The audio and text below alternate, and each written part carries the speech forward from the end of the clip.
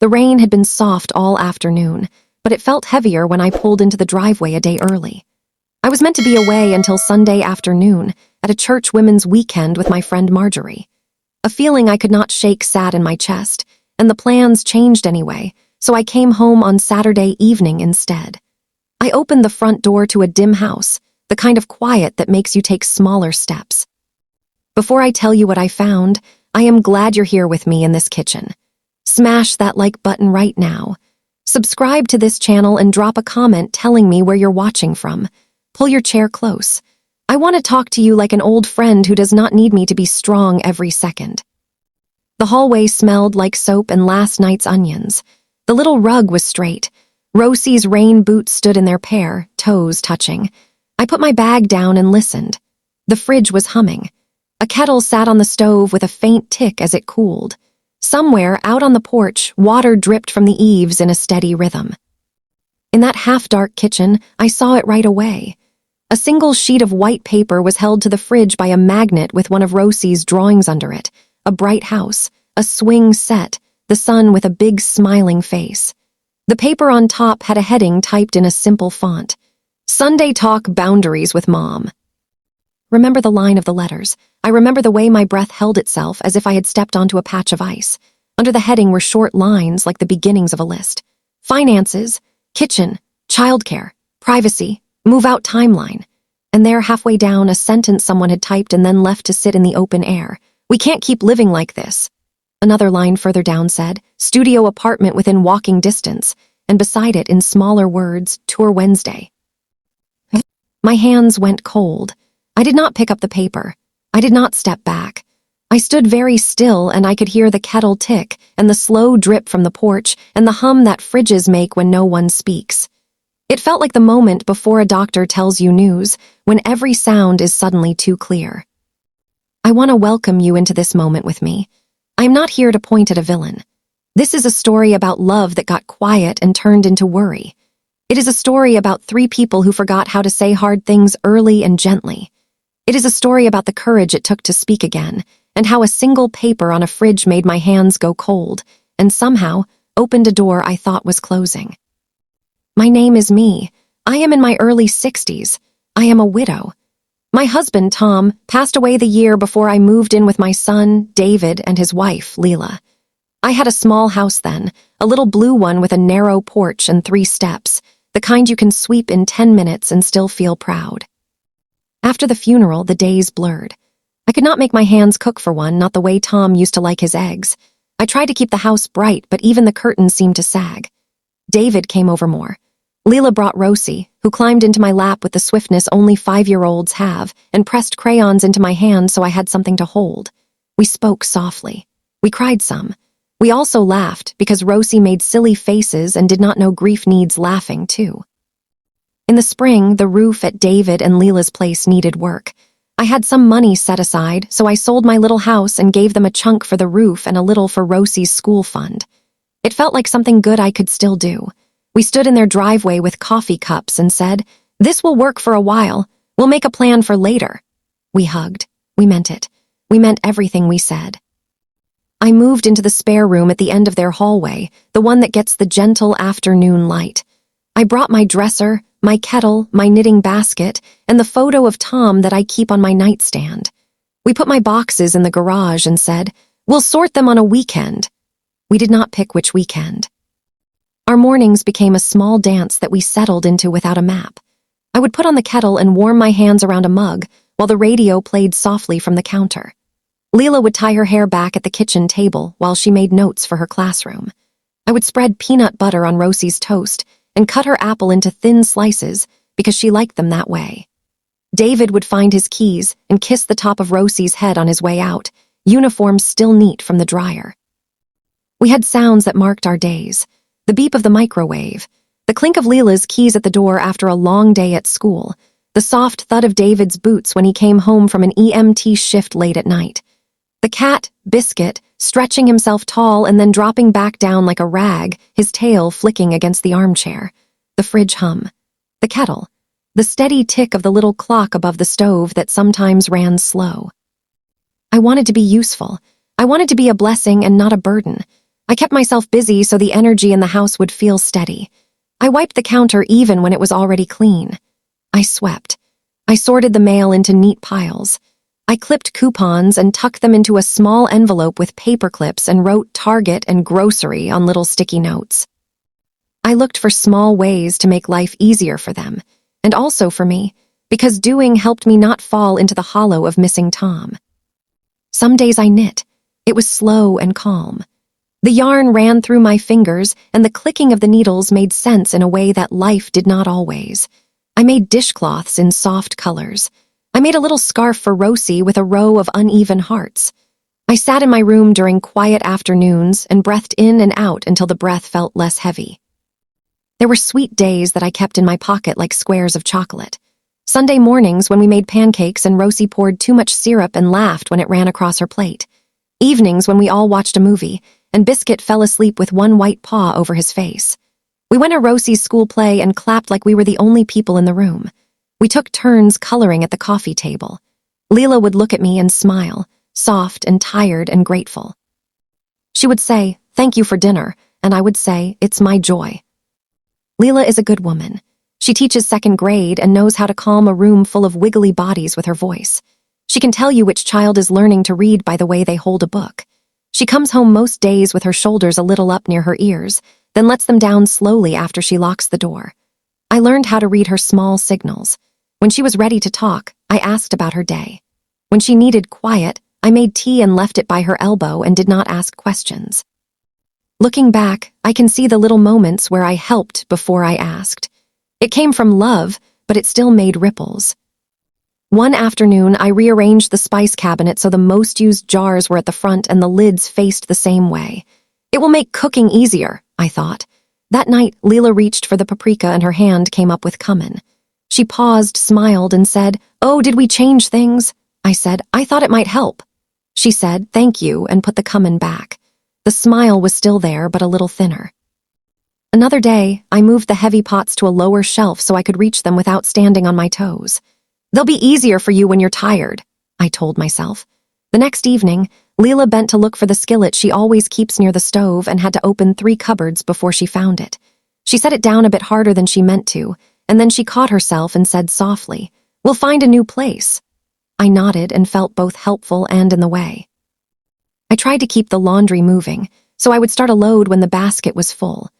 I forgot that sometimes Leela kept papers from school in there for a moment because the basket was the highest, safest spot she had found away from Biscuit's claws. Once, I washed a stack of her lesson plans that she had written by hand on pastel paper.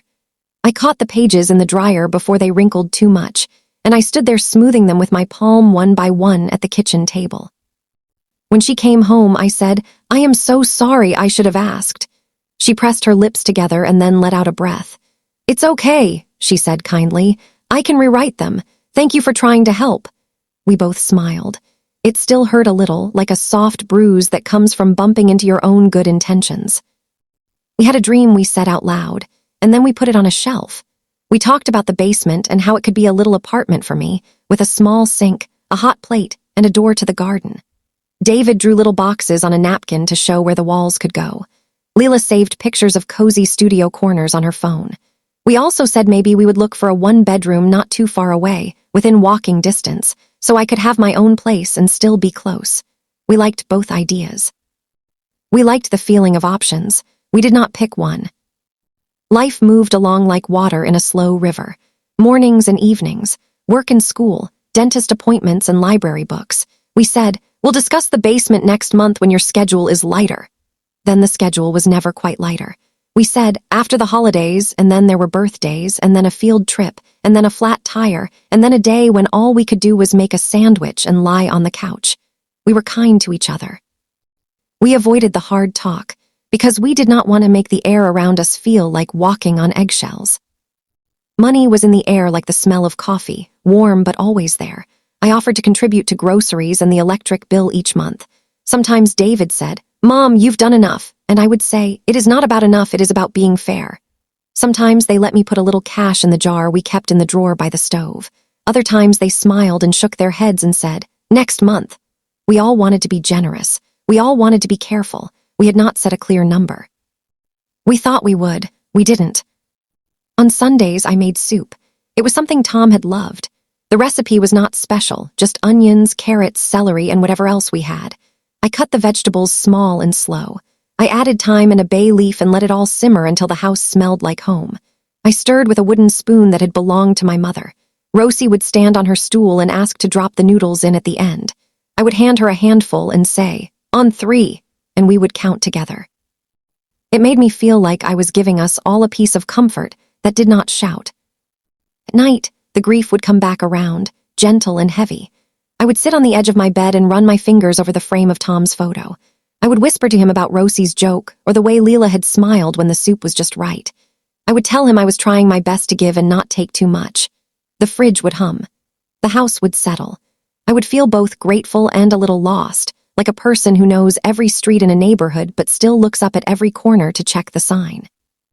My friend Marjorie from church called me one Tuesday and said, "We're going on a women's weekend, nothing big, just tea, a little music, some quiet. You should come." Her voice was kind and low. "It's good to take your own breath sometimes," she said. I told her I would think about it. That night, I mentioned it at dinner. Leela said, "You should go, Me. You give us so much. You deserve a rest." David nodded and said, "We'll be fine. We'll miss you, but go." Rosie said, "Bring me a pinecone," and laughed when she realized we were not going to a forest. I packed a small bag with too many sweaters because I never know which day will feel cold. I put my knitting in and a thin book of poems I had been meaning to read. I tucked a photo of Rosie into the side pocket. I wrote a little list for myself on a sticky note: toothbrush, charger, tea bags, and stuck it to the top of the bag. I taped a note to the fridge for them with a pink heart sticker Rosie had given me. "Back Sunday afternoon. Soup next week. Love you." The morning I left for the weekend, the house smelled like toast and coffee. Leela hugged me at the door and said, "Enjoy the quiet." David lifted my bag into the trunk and said, "Call if you need anything." Rosie stood on the porch with her arms crossed, trying to look serious, and then she jumped and wrapped herself around my waist. Biscuit watched from the window with the regal face only cats have. I backed out of the driveway and waved. I felt like we were all going to be okay. We were okay. We were also balancing more than we knew how to put into one sentence. We had a shared dream tucked away, folded like a blanket at the end of a bed. We had love, which is a strong thing. We had quiet, which can be kind and also dangerous. We did not want to hurt one another, so we waited to speak. And that is how I came to be standing in a dim kitchen, rain on the porch, a kettle ticking, and a white sheet of paper on the fridge with words that made me feel cold and seen all at once. The small things came first. They always do. You do not notice them while they are small. You notice the way your hand reaches and meets air, or the way a voice is kind and also tired. You notice the little pause before a thank you. One evening I made soup, the way I often did on a weeknight when we were all a little drained. I chopped the onions very fine and let them soften.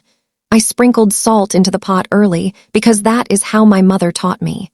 "Salt the onions first," she used to say, "and they give their sweetness." The kitchen was warm and foggy. I was humming without thinking about it. Leela came in, set her bag on the chair, and slid her shoes off with her toes. She washed her hands and reached for the little dish of salt. Her fingers hovered over the pot. She leaned over and breathed in. Then she smiled, small. "You seasoned already?" she asked.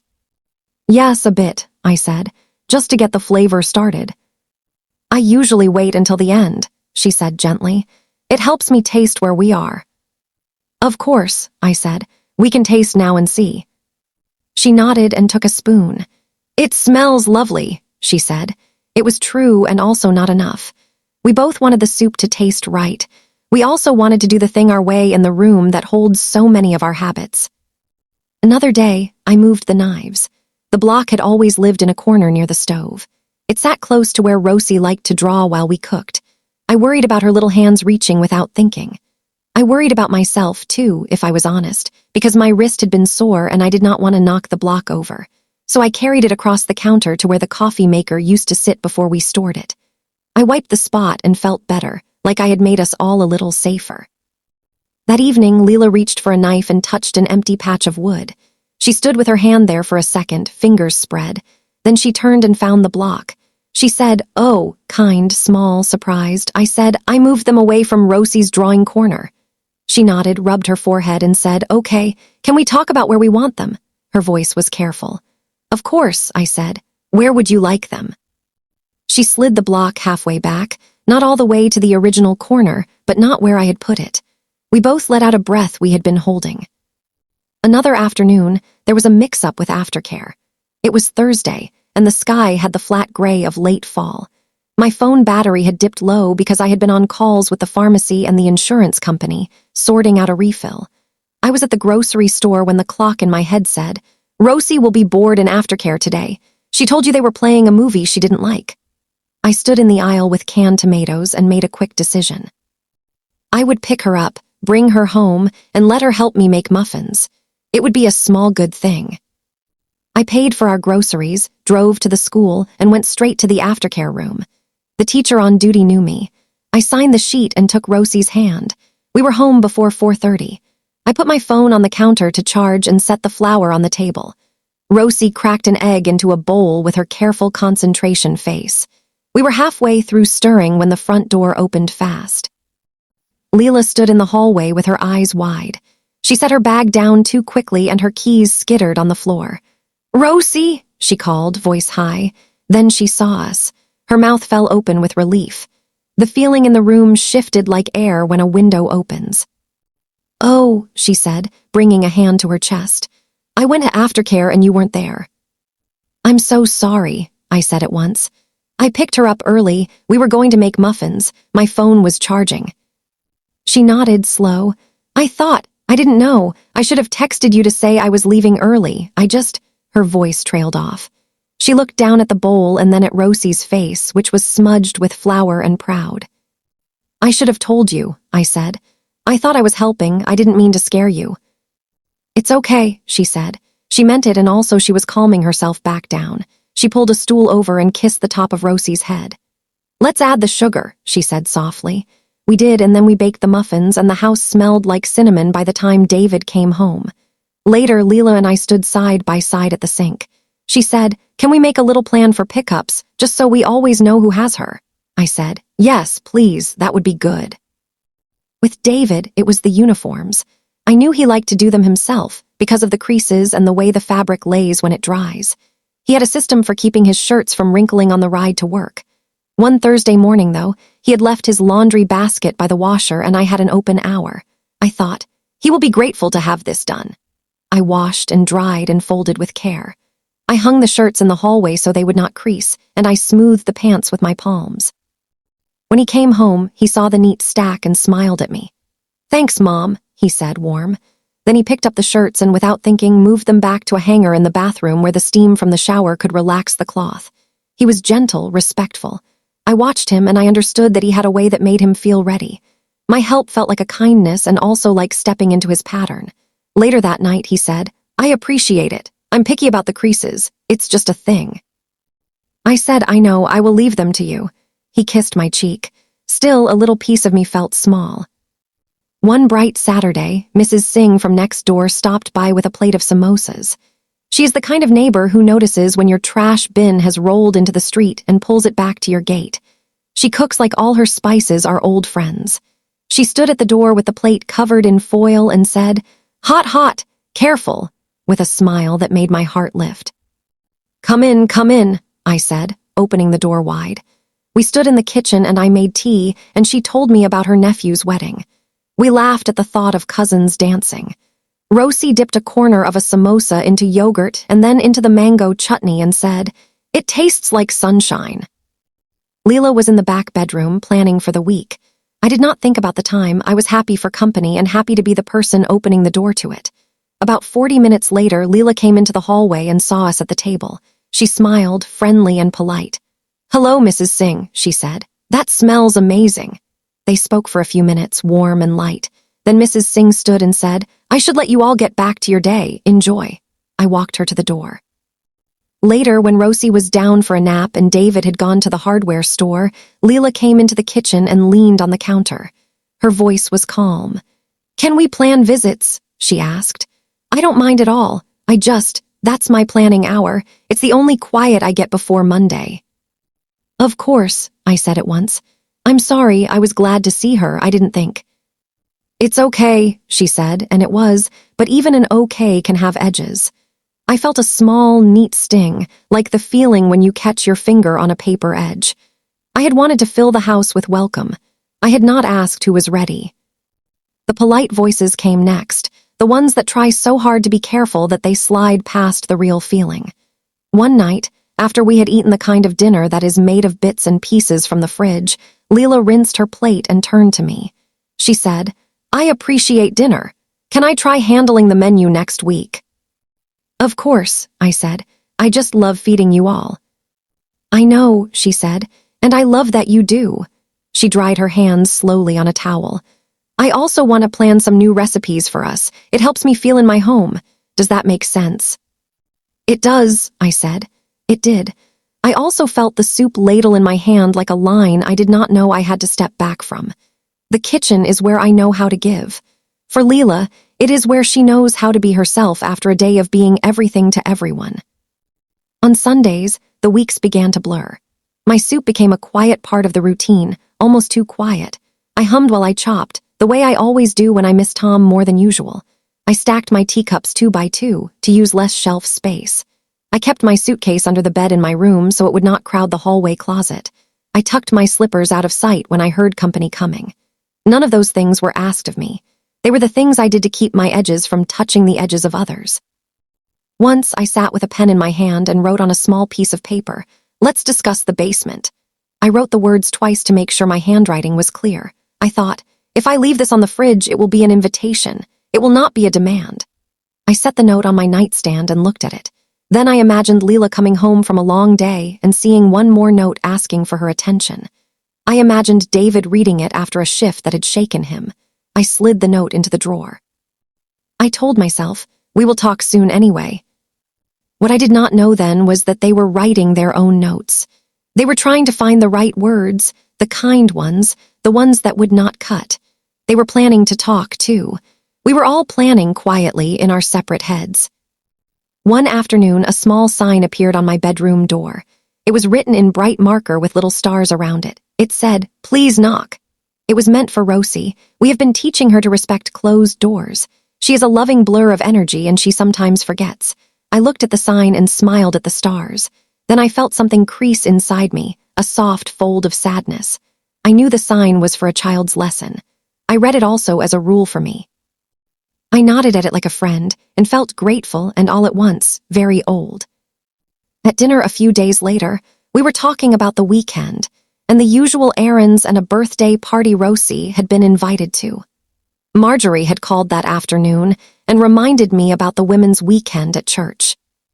I brought it up between bites of salad. "Marjorie said there will be tea and music," I told them. "Nothing big, just some quiet." "You should go," Leela said, her face lighting a little. "It will be good for you, for all of us. Enjoy the quiet." David nodded and took my hand across the table. He squeezed it, and it took me by surprise. "Take a breath, Mom," he said. "You hold us so much. Let us hold you for once." I smiled and felt my eyes sting. I said, "Okay, I will go." Rosie said, "Will there be scones?" I laughed and said, "Maybe." She said, "Bring me a scone," as if that was the point of the whole thing. It helped. The week before I left, I found myself doing small, strange things to make myself smaller. I folded my sweater and put it on a high shelf instead of the chair. I moved my knitting basket under the bed. I wrote my name on a yogurt in the fridge and then peeled it off and threw it away. No one had asked me to do any of that. It was my fear moving around the house trying to look polite. The night I packed, I took out too many sweaters. I could not help it. I never know which day will feel cold. I folded them, then unfolded them, then folded them again. I opened Tom's drawer in my old dresser and took out his handkerchief, washed thin, soft from years in his pocket. I folded it into the corner of my bag like a prayer. I stood in my doorway and looked back at the room. I reached for the photo of Rosie on my dresser, the one where she is wearing a sun hat and holding an orange popsicle. I slipped it into the front pocket of my bag and zipped it shut. The next morning, I put the kettle on like always and poured tea into my travel mug. I wrote a small list for David and Leela on a pad by the phone. Library books due Tuesday. Leftover soup in the back of the fridge. Biscuit likes the blue blanket, not the green. Love you. Leela came down the hall in her socks and hugged me. "Enjoy," she said again, and she meant it. David put my bag in the trunk and closed it with a firm click. He hugged me a second time, longer than usual. I rested my cheek against his shoulder and thought, we are all trying, and we are tired. I left the house feeling hopeful and a little lighter, like a person leaving a room she loves to go into another room that might also be kind. I did not know then that even quiet love can collect worry if we do not speak it out loud. We were all building up to something. We just did not know the day it would land. The women's weekend was small and gentle. It was held in the fellowship hall at the church, the one with the quilt of stitched names hanging on the wall. We brought our own mugs and a sweater. Someone had set a circle of chairs and put a little vase with daisies on a table by the window. The music was soft and simple, one guitar, one voice, nothing to distract. We began with tea. It was the kind of tea that tastes better because someone else has made it for you. We sat in a circle and shared our names and one thing we had left undone at home. "The laundry," said one woman, and we all laughed softly. "The dishes," said another, and we nodded. A conversation, I thought, and did not say. When it was my turn, I said, "I am me," and the circle murmured hello like warm water. The speaker for the first session was a woman about my age with a voice that did not rush. She talked about honest yes, honest no. She said, "When we say yes to everything, we say no to ourselves without meaning to." She said, "When we say no to everything, we do not leave room for love to work." She let the words sit in the air. She did not push them onto us. My eyes filled without my permission. I had been saying yes to many things, and I had been saying no to some of my own needs, and I had not said much about any of it. I looked down at my hands. They looked like my mother's hands and like my own all at once. We had breaks between the talks. I stood with Marjorie by the window and watched the small trees bend in the wind. She sipped her tea and said, "You look like a person who has a lot in her chest." I smiled. "I do," I said. "I have a lot of love in there and some fear." She put her hand over mine and said, "Both are welcome." In the second session, we talked about making small plans. "Pick one thing," the speaker said. "Just one, speak it kindly, see what happens." Someone across the circle said, "What if the one thing is the basement?" And we all laughed because we all knew what that meant. Home projects, postponed dreams, the idea of a space that could be a gift and also a puzzle. At lunch, the room filled with the smell of soup and bread and the sound of quiet laughter. I ate slowly and listened to the women around me talk about their families and their work. No one was trying to fix anyone else. It felt like a rest for my brain. That afternoon, the weather changed. We had known rain was coming, but the sky deepened fast. The wind pushed hard at the windows. Marjorie, who has asthma, began to cough in small, tight bursts. She took her inhaler out of her bag and used it, and the cough eased but did not go away. One of the organizers came over and put a hand on her shoulder. "How are you feeling?" she asked. "A bit tight," Marjorie said, in that calm way she has even when her lungs are being stubborn. We looked at the forecast and decided to shorten the weekend. The storm looked worse than any of us expected, and we all knew what it is like to be stuck somewhere with roads closed and no clear way home. The leader said, "Let's end after the next song," and we did. We stood and sang a simple hymn. The sound of our voices made the room feel held. Marjorie said, "I should go rest at home," and I agreed. I helped her with her coat and walked her to her car. The rain had not started yet, but the air felt like it was about to. She looked at me over the roof of the car and said, "You go home too. You look like you want to be in your own bed tonight." I nodded. "I do," I said. "I also have a feeling I cannot explain. I want to see my family." The drive home was quiet. The road was familiar. I listened to the wipers make their slow arc across the windshield as a few drops began to fall. I thought about the talk on honest yes, honest no, and I thought about my little note in the drawer that said, "Let's discuss the basement." I thought about the way Leela smiled when she said she wanted to try the menu. I thought about David's careful hands on his uniforms. I thought about Rosie's laugh. By the time I turned onto our street, the rain had settled into a soft, steady fall. The porch light was on, like it always is when someone is expected. I parked and sat for a moment with the engine off. The house looked like itself. The windows were small squares of warm light. I felt the tiniest flutter of relief. I let myself in with my key. The hallway was dim. The air smelled like soap and onions and something with lemon. The little rug was straight. The shoes by the door were lined up like 3 short stories. I set my bag down and shook a few drops of rain from my sleeve. I listened. The house was quiet. The kettle sat on the stove, the small sound of metal cooling making a tick, tick, tick. The fridge hummed. From somewhere outside, the porch released water in a soft drip. I walked into the kitchen and saw it right away. A white page held to the fridge by a magnet and a corner of Rosie's drawing. The magnet was shaped like a strawberry.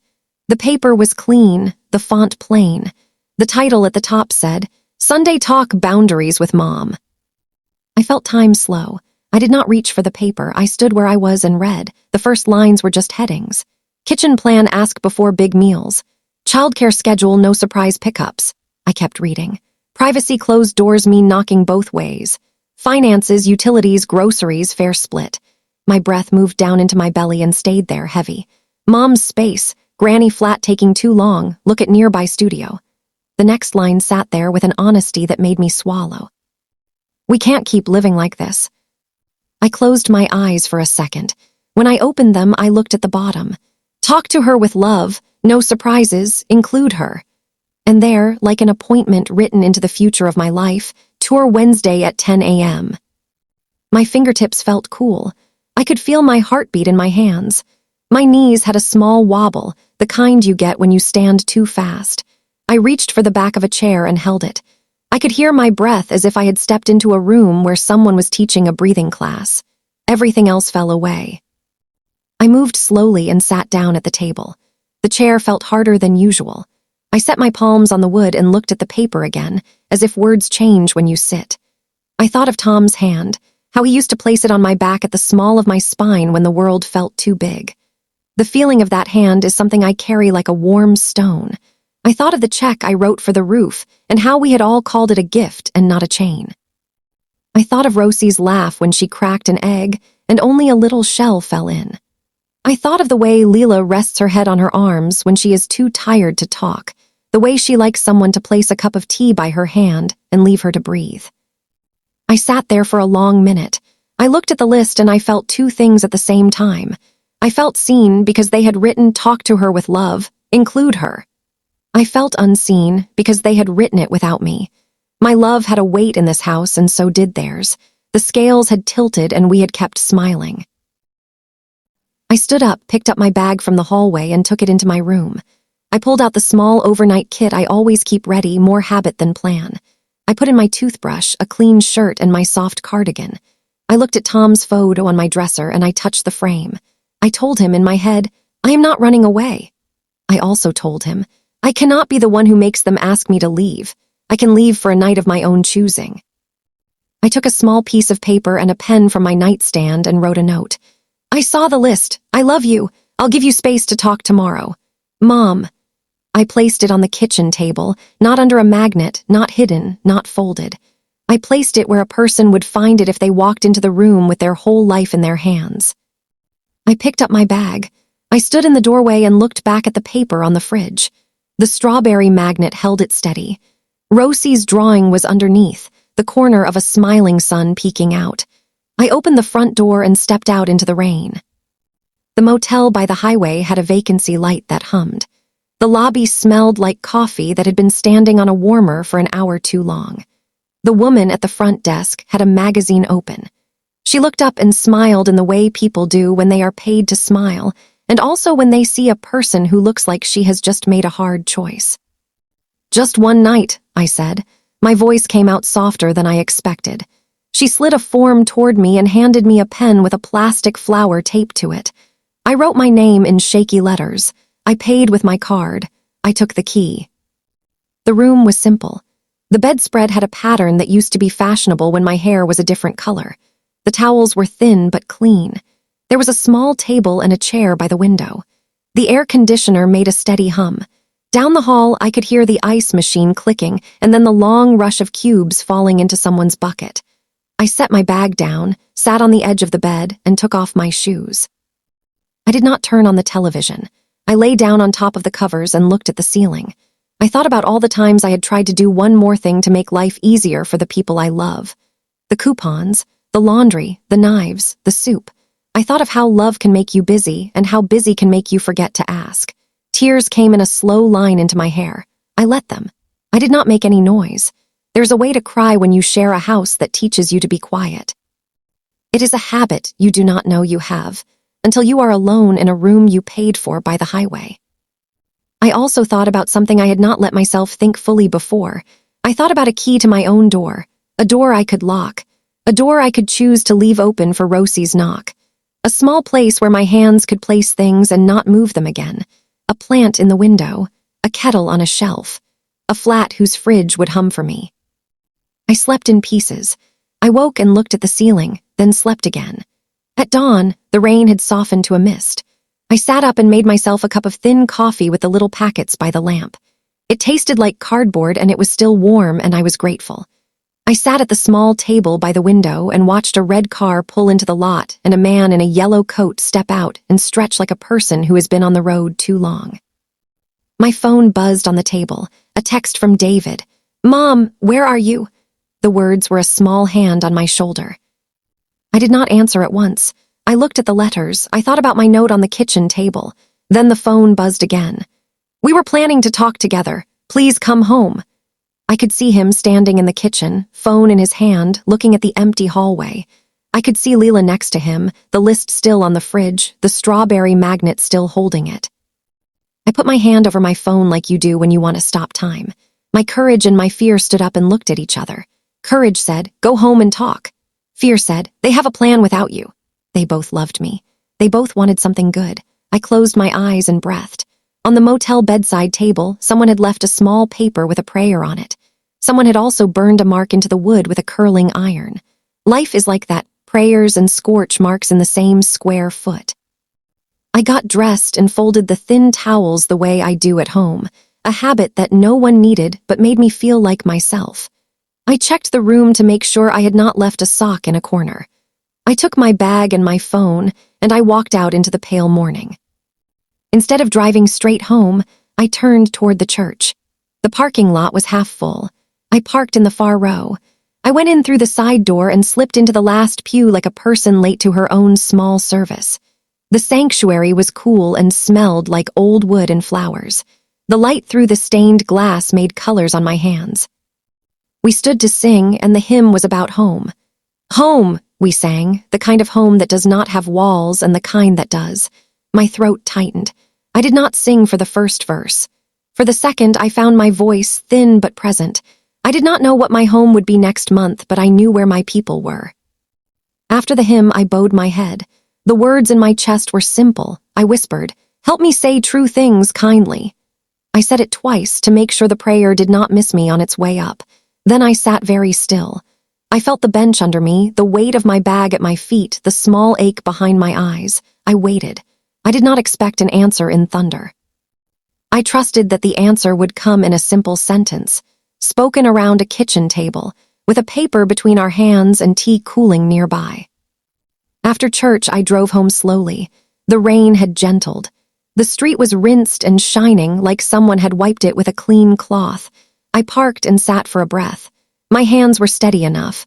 I told myself, "Walk in, me. This is your family." The house was quiet when I opened the door. The little rug was still straight. I put my bag down. The fridge hummed, steady as a heartbeat. I took off my coat and hung it by the door. I could hear a soft clink from the kitchen, like a spoon set down carefully. Leela stood there when I walked in, her hands clasped together in front of her. She had the look she wears when she is meeting a parent from her class, open and brave.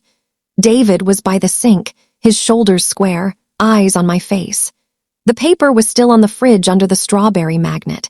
It made the room feel small and large at once. "We didn't know if you'd come back," Leela said in a soft voice. "I went to church," I said. "Then I came home." I pulled a chair from the table. My knees felt the way they do at the top of a staircase. "Can we sit?"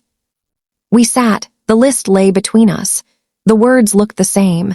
They did not jump off the page. They did not soften. They were still there, and so were we. "I found this last night," I said. My voice shook a little and then settled. I was scared. I thought I had to be the one to leave first so I wouldn't be asked. It was a draft, Leela said at once. We wanted to talk tonight with you. We were trying to make it fair and not say something we'd regret. David nodded, his hands on the table, fingers laced. We've been exhausted, he said. We didn't want to hurt you. I left a note, I said. I didn't want to vanish, I wanted to give you space. I also needed air. We saw your note, Leela said. We were worried, we tried not to panic, we care about you. I know, I said. I care about you too. No one moved for a minute. The kettle sat on the stove like a small promise. I stood and filled it with water from the tap. The water ran clear. When I set the kettle on the burner and turned the flame low, it felt like placing a calm word in the middle of the table. David touched the paper with one finger, not moving it, just feeling that it was real. Can we go through this? He asked, point by point. Yes, I said. Let's try to do it kindly. He read the first line. Kitchen plan, ask before big meals. I took a breath. Cooking is how I love, I said. It has been my language for a long time. When I put soup on the table, I feel like I am saying, you are safe with me. I have also stepped in without asking, and that is not the love I want to give. Leela nodded, and her eyes filled. She did not let the tears fall. The kitchen is the one place I feel I can shape after a day with 30 children, she said. It is my small island. When things move without me, I feel like I am gone from my own house. I do not want to feel that. I also love your soup. I smiled, a thin smile, honest. I hear you, I said. I can ask before I cook large meals. I can wait to be invited to make the Sunday soup. It can be every other week by invitation, not assumption. You can lead the menu. That would help me, she said. Maybe we can write the plan on the little chalkboard. I like to see it. I like chalkboards, I said. We both smiled for real then, small and true. David put a check mark by the line. It felt silly and also helpful. The next line was childcare schedule, no surprise pickups. I am sorry, I said before either of them spoke. I scared you when I picked up Rosie and did not text. I thought I was making a good day for her.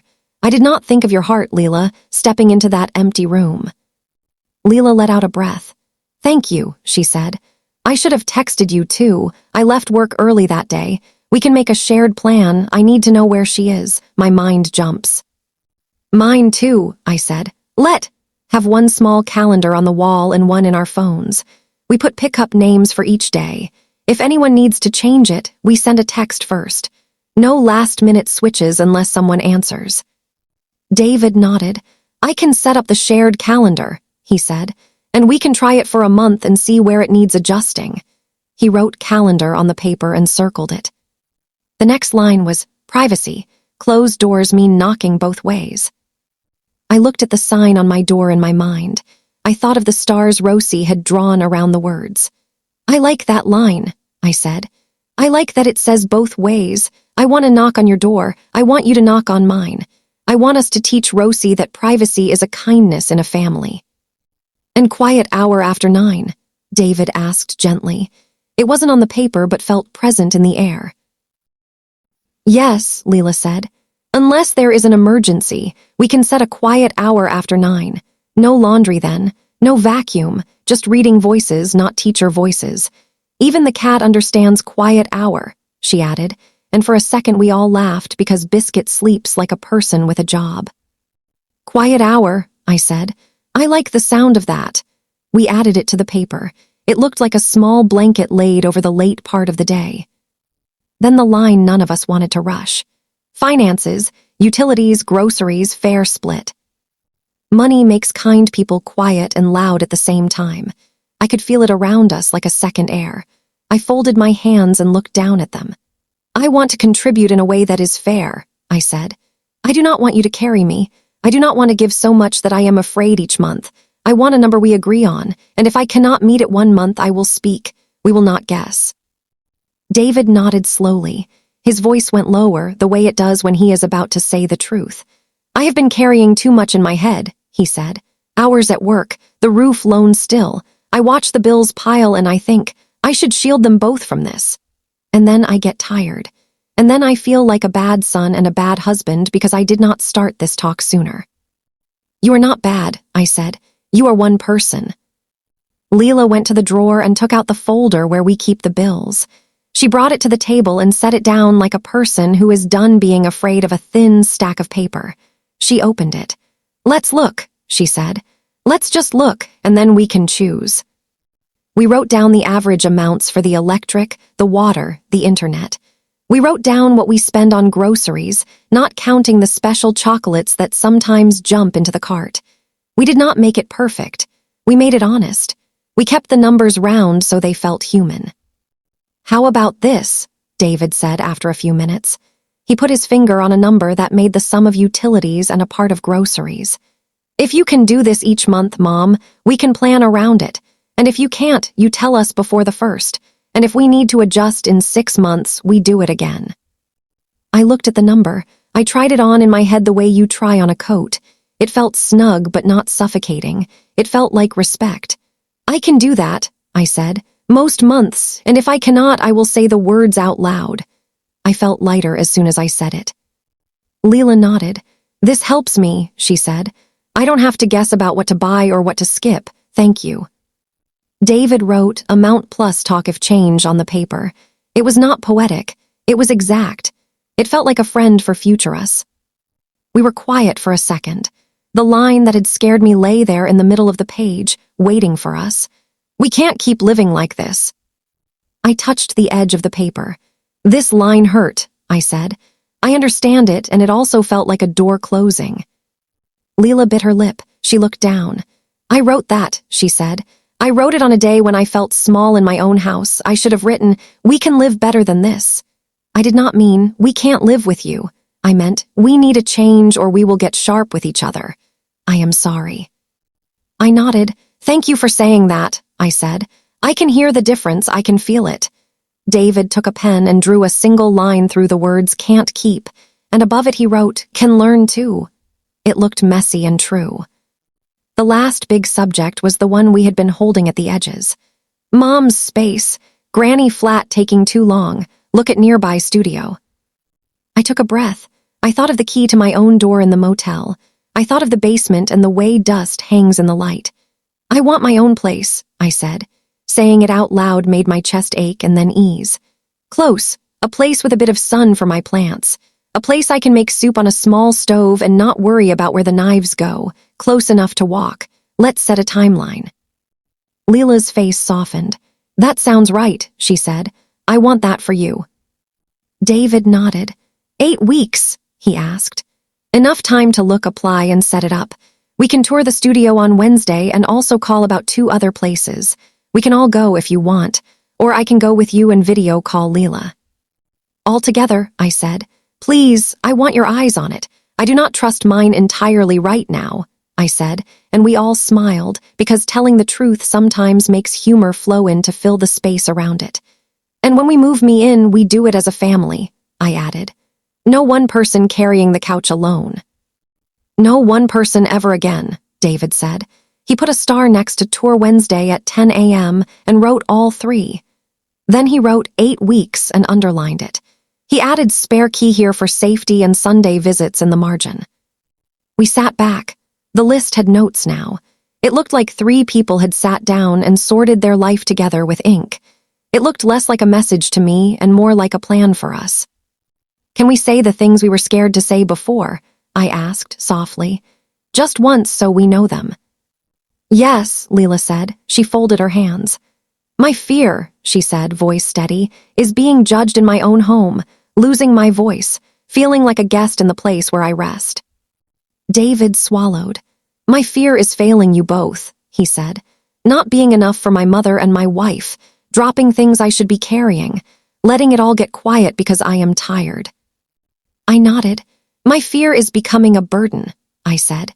Disappearing into the corners of someone else's life, being behind a door that no one will open unless I knock for a very long time. No one rushed to fix those fears. We looked at them like you look at something precious and fragile. Then we spoke our small yesies. I'm sorry I rearranged things, I said. I wanted to help. I'm sorry I let it pile up instead of talking, Leela said. I was not trying to plan around you. I was trying to get brave. I'm sorry I didn't start this talk sooner, David said. I saw it and I waited, and that made it heavier. We all let those words land. They did not break us. They held us up. The kettle whistled then, a gentle sound like a friend saying, "Time." I stood and poured hot water over the tea bags in 3 cups. I set them down without asking who wanted which. I knew, that is one gift of living together. I put a small plate of biscuits in the center of the table. No one took one right away. We sat with our hands around our cups and watched the steam. We should write these onto a fresh page, Leela said after a moment, nodding at the crowded paper. Not now, later, when the ink is dry in us. Later, I said, yes. We heard soft feet on the hallway floor. Rosie came in, her hair a sleepy cloud, her pajamas folded at the ankles. She blinked at the light and then smiled, wide and a little crooked. Are you staying? She asked, voice small, honest. I stood and opened my arms. She came to me like she always has, fast as a bird finding a branch. I knelt to be at her height. Always in your life, little bird, I said, and I'll have my own little nest down the street. She leaned back and searched my face. Will you still read to me? She asked. Yes, I said. Every week. We can pick a day. You can help me choose a new chair for reading. Her face lit. A yellow one, she said, as if it had already been decided somewhere in the stars. And I can scooter to your house, she added, with the confidence of a person who has never met a hill she cannot try. We will walk or scooter, Leela said with a smile, smoothing Rosie's hair. We will wear helmets. We will follow the rules. The teacher in her did not sleep. It made me feel safe. We pulled Rosie onto my lap and sat like that for a minute, the 4 of us around the table, the paper between our cups. David reached over and tapped the edge. Thank you for coming back, he said to me, his voice low. I set my hand on the paper. The ink had smudged where someone's thumb had rested. Thank you for writing this, I said. Even though it hurt, thank you for wanting to do it kindly. Leela placed her hand over mine, warm and firm. Thank you for coming back, she said again, this time not just to my body in the chair, but to my voice at the table. We stayed there until the tea cooled. We made a few more notes, small ones. Call landlord about deposit, David wrote on a sticky note. Measure dresser, I wrote on another. Ask Mrs. Singh for plant cuttings, Leela added, because she knows I like to put roots in water and wait for the miracle. After tea, we did not rush to act. We drifted into the rest of the day like people who had found a door and walked through it together. I washed the cups. Leela wiped the table. David folded the paper and slid it into the folder gently, like it was something living. Rosie took Biscuit's paw and showed him a crumb on the floor. He pretended indifference, as cats do, and then ate it anyway. In the evening, we did nothing special. We watched a small show. We spoke softly. When 9 o'clock came, we looked at each other and smiled. Quiet hour, David said, as if to bless the day. We turned down the lights. For the first time in a while, the house felt like it had one breathing pattern. The fridge hummed. Rain tapped from far away. We went to our rooms. I closed my door gently and looked at the please knock sign. It felt less like a rule and more like a promise. I sat on my bed and touched Tom's photo. We talked, I whispered. We did it kindly. I slept without waking. The list on the fridge slept too. It would still be there in the morning. We would still be us.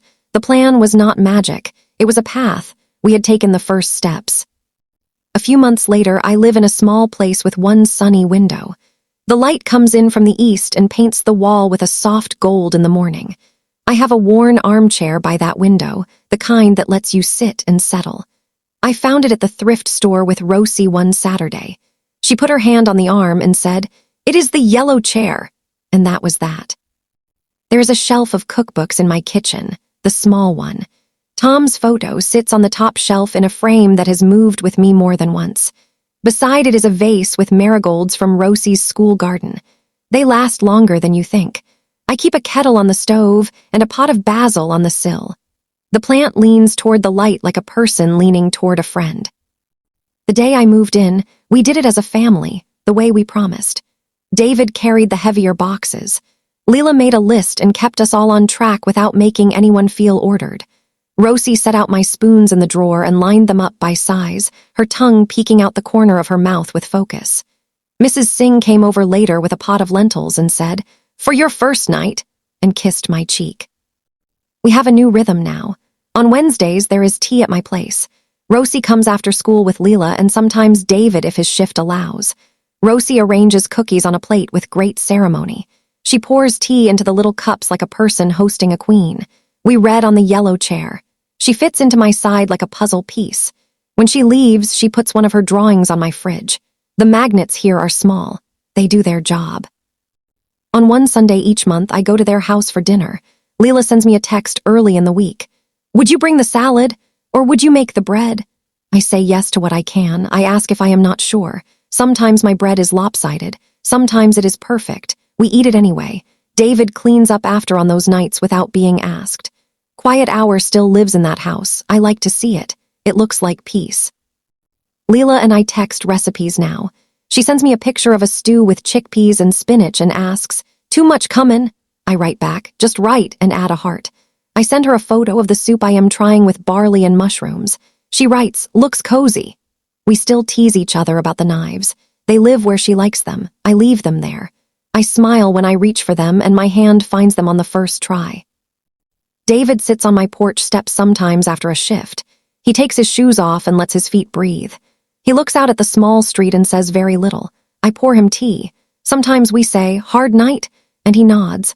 Sometimes we say, "It is the kind of day that needs silence," and we let the birds talk instead. He kisses the top of my head when he leaves. He says, "Thanks, Mom." I say, "Go home," and he does. Back at their house, the fridge holds a new paper now. It is titled Family Charter.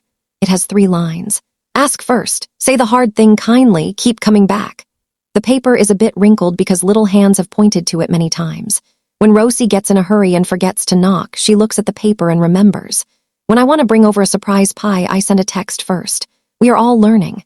We do it with patience most days and with grace on the days we forget. Some nights I sit in my yellow chair and think about the rainy evening when my hands went cold in that dim kitchen. I can see the strawberry magnet in my mind. I can feel the wobble in my knees. I also see what came next. The kettle. The tea. The list turned into a plan. The plan turned into a way of being together that is softer on the heart.